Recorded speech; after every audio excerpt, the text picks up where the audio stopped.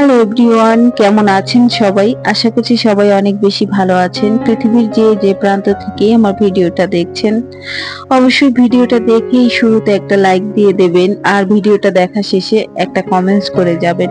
যদি আমার ভিডিওটা ভালো লাগে চেষ্টা করবেন আমার চ্যানেলটাকে সাবস্ক্রাইব করে রাখার জন্য। যদি ভালো নাও লাগে তাহলে দেখতে থাকুন, একটা না একটা সময় অবশ্যই আমার ভিডিওগুলো ভালো লেগে যাবে। অনেকেই জানেন যে আমার শরীরটা খুবই খারাপ, তাই ভালোভাবে ভিডিও করতে পারছি না, রেগুলার ভিডিও দিচ্ছি না।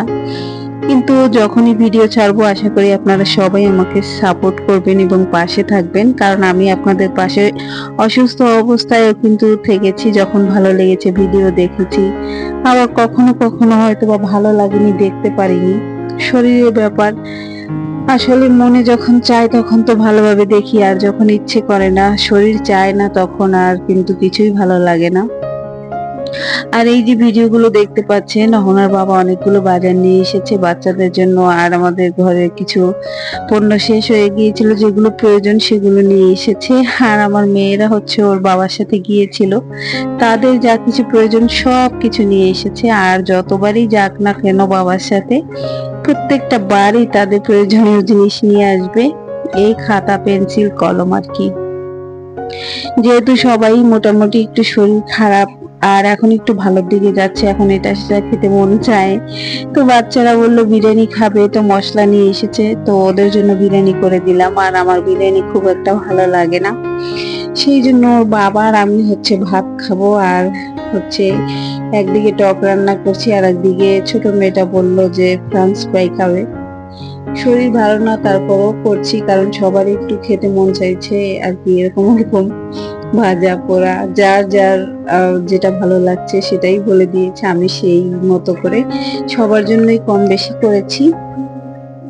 এদিকে আমি আর আমার হাজবেন্ড ভাত দিয়ে মাংস খাবো, সেই কারণে হচ্ছে আলাদা রান্না করেছি, আর ওদের জন্য বিরিয়ানি রান্না করেছি। এদিকে হচ্ছে পটল আলু রান্না করেছি আর একটা টক।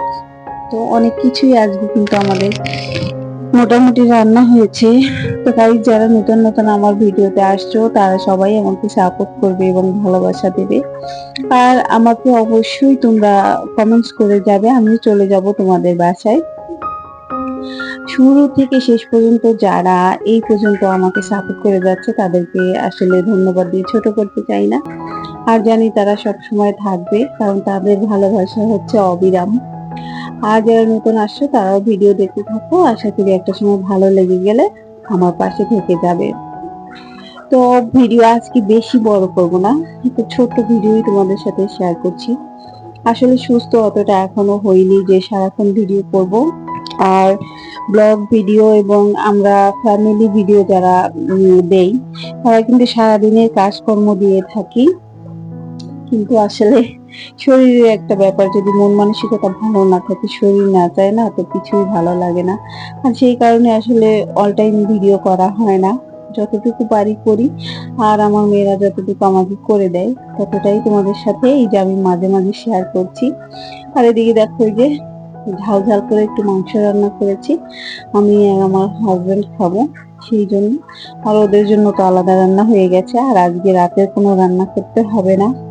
তো গাইস, রান্না শেষে হচ্ছে প্রতিদিনই চুলাটা পরিষ্কার করা হয়, তো সেই জন্য দেখো এই যে চুলাটা পরিষ্কার করছি। আর কয়েকদিন আগে আমার চুলা একটু সমস্যা হয়ে গিয়েছিল, মানে ভাতে মার যখন পড়ে তখন কিন্তু কালি জমে যায়, আর অটো চুলার মিস্ত্রি পাওয়া খুব কঠিন হয়ে যায়, আর এই মালামাল গুলো নষ্ট হয়ে গেলে কিন্তু পেতে খুবই কষ্ট হয়। তো এখানে আমার দুইটা জিনিস নষ্ট হয়ে গিয়েছিল, সেগুলো কিনতেও কিন্তু আমার অনেক খরচ হয়ে গেছে। দুই পাশে দুইটা রিং কিনতে আমার কিন্তু 1600 টাকা গিয়েছে। আর কঠিন ব্যাপার হলো, টাকা থাকলেও না অনেক কিছু মেলে না, আর এই অটো চুলার মিস্ত্রি কিন্তু অ্যাভেলেবেল না, আর এই জিনিসগুলো কিন্তু সব জায়গায় পাওয়া যায় না। আমি আমাদের এখানকার 5 থেকে 6টা চুলার দোকান খুঁজেছি, কিন্তু এই মালামাল গুলো এখানে পাওয়া কঠিন, এখানে নর্মাল চুলাগুলোই বেশি ব্যবহার হয়, সেই কারণে হচ্ছে কিন্তু আমি মিস্ত্রিও পাচ্ছিলাম না আর এই জিনিসগুলো পাচ্ছিলাম না। তখন আমাকে ওনাদের মধ্যে একজন বলে দিল, আপু খোঁজাখুঁজির কোনো প্রয়োজন নেই, আপনি একটা জায়গায় যান, পেয়ে যাবেন সবকিছু। তো সত্যি উনি একটা ভালো ঠিকানা দিয়েছে আমাকে, হয়তো আমার এই ভিডিওর মাধ্যমে আপনাদের কাজে লেগে যেতে পারে। এটা স্টেডিয়াম মার্কেটে গেলে না, যারা বড় বড় দোকানে চুলা বিক্রি করে, অটো চুলা, তো ওনাদের কিন্তু এগুলো থাকে, ওনাদের কাছে গেলে না পাওয়া যায়। তো ওখানে গেলাম, ঠিকানা দিল একজন, ওখানে গিয়ে কিন্তু আমরা সবকিছু পেয়ে গেছি, আর না থাকলেও ওরা বানিয়ে দিতে পারে। তো ওনারা আমাকে এই যে 2টা সেট দিয়েছে, 1600 টাকা নিয়েছে, আর মিস্ত্রি খরচ নিয়েছে 800 টাকা।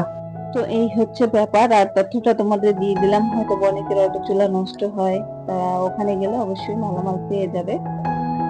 আর আজকে ভিডিও থেকে বিদায় নেবো। এদিকে দেখো, আমাদের ছোট্ট বেবি আমার সঙ্গে কিন্তু চলে এসেছে। আমি যদি বাথরুমেও যাই, ও আমার পিছন পিছন যাবে, আমি যেদিকে হাঁটবো ও আমার পিছন পিছন যাবে। এটা হচ্ছে ওর একমাত্র কাজ। আমি সারাদিন ওকে বকাঝকা করি, তাও আমাকে ছাড়ে না। তো পুরো রান্নাঘরটা এখন ওয়াশ করবো, কিন্তু সবটা শেয়ার করবো না। আজকের ভিডিও এতটুকু রাখবো। তোমরা ভালো থাকো, সুস্থ থাকো, সবাই সাবধানে থাকো, কারণ পুরো বাংলাদেশে একটা মহামারী চলছে। একে তো ডেঙ্গু, চিকুনগুনিয়া, ওদিকে হচ্ছে তোমার করোনার একটা প্রভাব চলছে, এবং আমার মনে হয় প্রত্যেকের ঘরে ঘরেই খারাপ অবস্থা। তাই সাবধানে থাকাটাই ভালো। সবাই গরম জল খাও, মশলা দিয়ে চা খাও, ভালো থাকো, সুস্থ থাকো, সবাই বাচ্চা কাচ্চা নিয়ে। আমাদের মতো এরকম বিপদে পড়ে যেও না কেউ। আমরা প্রত্যেকেই বিপদে পড়ে গেছি।